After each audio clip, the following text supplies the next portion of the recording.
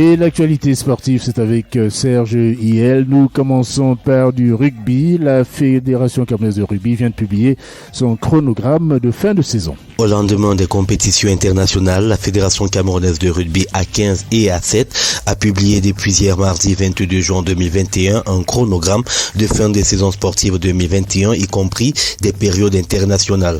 Ainsi, le 26 juin se déroulera à Yaoundé les playoffs du championnat de rugby A15.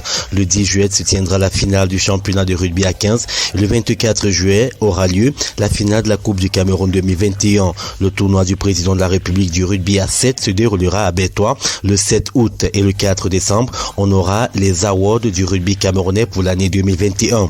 Sur le plan international, du 10 au 17 août, le Cameroun prendra part au tournoi African Women Sevens à Kigali au Rwanda.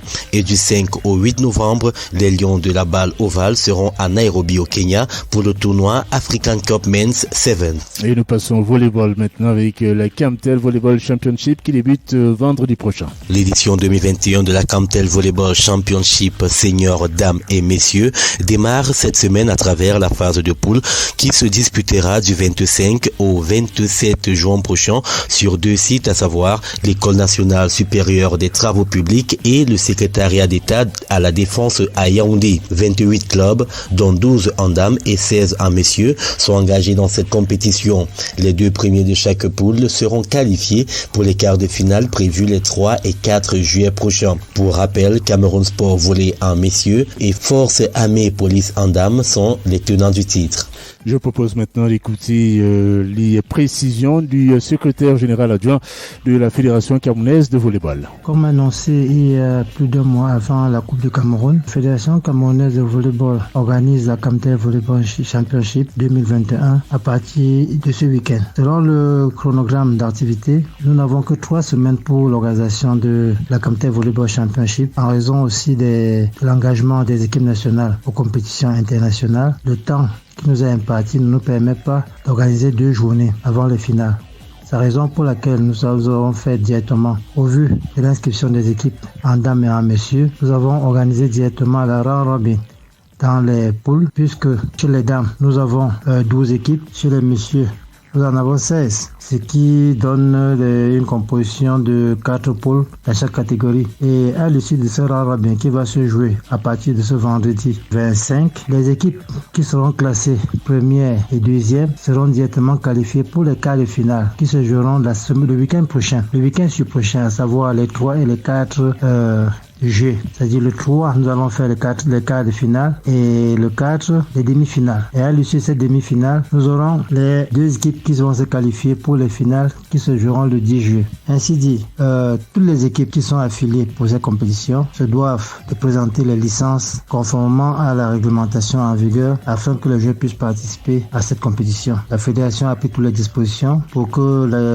les 24 matchs de messieurs puissent se jouer en 3 jours. Mais pendant les 3 jours, chaque équipe ne pourra jouer que 2 jours durant. Et pour désengorger le gymnase du terrain de l'École nationale des travaux publics, la fédération a envoyé la poule D des messieurs, c'est-à-dire la poule qui est constituée de PAD, Oudalis, SOS de Tigaza et Garawa Volleyball. Cette poule va jouer tous ses matchs uniquement au terrain du secrétariat d'État à la défense, afin de nous permettre de jouer le reste des matchs dans le gymnase de l'École nationale des travaux publics. Les dames, tous les matchs des dames vont se jouer à l'École nationale supérieure des travaux publics jusqu'à dimanche prochain. Donc chaque équipe, comme nous l'avons dit tantôt, chaque équipe aura joué 2 jours uniquement.